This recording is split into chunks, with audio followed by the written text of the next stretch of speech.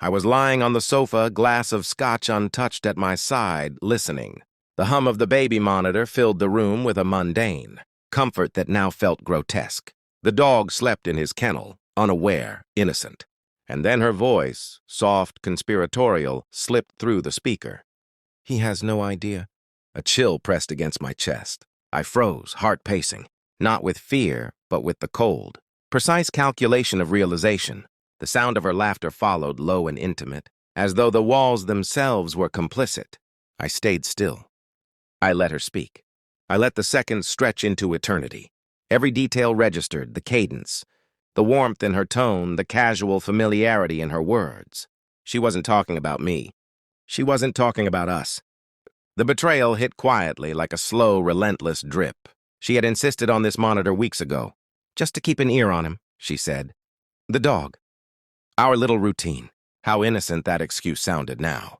I replayed every conversation, every glance, every subtle omission over the last months. The sudden nights out, the business trips, the way her phone always rested face down.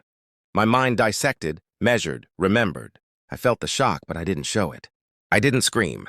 I didn't confront. Not yet. That wasn't my style. I needed facts, patterns, evidence. I wanted clarity. Cold, undeniable clarity.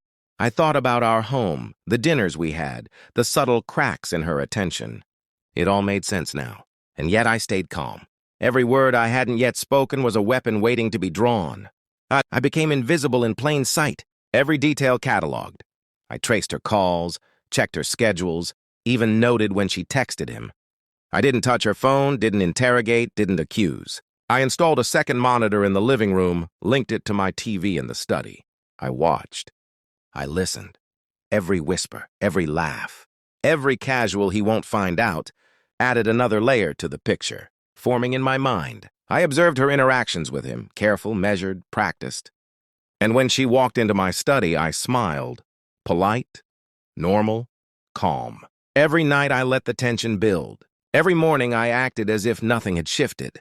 The psychological thrill, the waiting, the quiet simmer was intoxicating. I gathered proofs, receipts, messages, small tokens of their meetings. Nothing confrontational, nothing impulsive. Each piece fit neatly, methodically, into the puzzle I was constructing.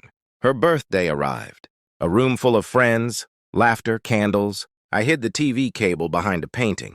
When the moment came, I connected the monitor. Her eyes met mine across the room, expecting innocence, oblivion. I pressed play. The room fell silent. The soft, conspiratorial whispers filled the room. He has no idea, she said again. Only this time, everyone heard it. Her lover's voice followed, and for the first time, her smile faltered. I held my champagne glass steady. My heart, cold, perfectly controlled. She tried to smile. I handed her the evidence I had collected, messages, pictures, receipts. Not with accusation, but with calm inevitability. The room watched her unravel. The laughter and polite chatter draining from their faces. She didn't speak at first. Her lover's name fell from trembling lips. Shock, shame, disbelief. I didn't need to say a word. The truth was enough. I walked her to the study after the party. No one followed. No one needed to. Do you want to explain this? I asked, voice low, almost gentle. Her eyes welled. She tried to cry, to beg. I let her. But my attention was elsewhere. The images on the screen, the receipts in my hand. Every lie exposed. Every deception cataloged. Then I did something small but devastating. I sent her daughter pictures of my villa in Switzerland. Luxury she had ignored, life she had taken for granted. She called 71 times. Each ring a hammer, striking a nail in her conscience. I didn't answer. I watched her fail, watched her scramble, powerless. My revenge wasn't loud, wasn't violent. It was calculated, undeniable. Her world had narrowed to guilt, exposure, humiliation. I returned to my study. The TV played silently. The dog curled at my feet. The apartment smelled faintly of candle wax and leftover wine. I sipped my scotch, finally untouched, finally mine. No tears, no screams, only clarity. I realized something essential. She never controlled me. She never had. She thought she had power through deceit. But all along, I held the map, the route, the key.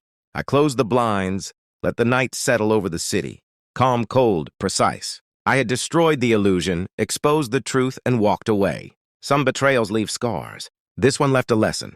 I poured another glass. And then I finally smiled. Not for her. Not for anyone. For me. The house was mine. The silence, mine. And that, unlike her, would never betray me.